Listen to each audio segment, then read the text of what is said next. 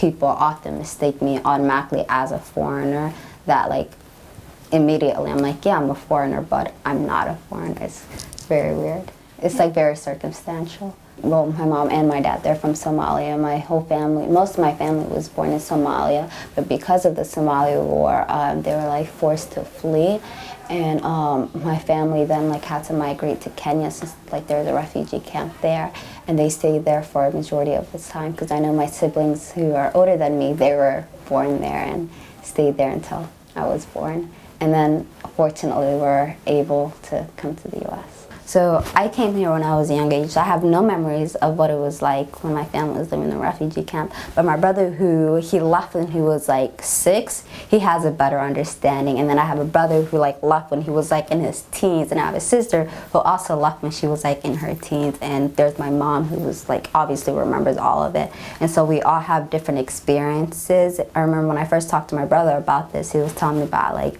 how like the struggles he went through when he was growing up, and like how he identified himself. And I found that it was similar to how I identified, but it was also very different because he actually had a connection with like being a refugee.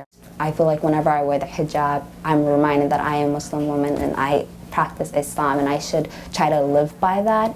And then also I feel that when I wear the hijab, other people will know that I'm a Muslim, and hopefully through that they will see that not all Muslims are terrorists, and that will maybe get rid of some of the negative stereotypes surrounding Muslims.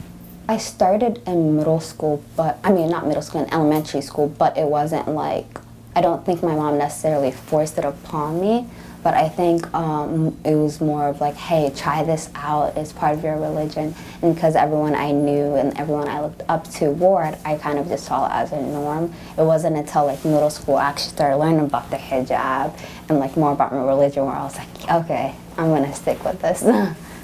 If I were to go, like, if you were to compare what I do versus what another American do, like, we have similar lifestyles besides the fact that I am Muslim and I pray 5 times a day and, like, stuff like that. But I think whereas, like, interests, hobbies, sports, like, those are all things that we all do. For me, when I look up to, like, role models, I look up to, like, their characteristics and, like, their qualities that I probably do not have right now and I want to obtain. And, like, hopefully through them that I'll be able to.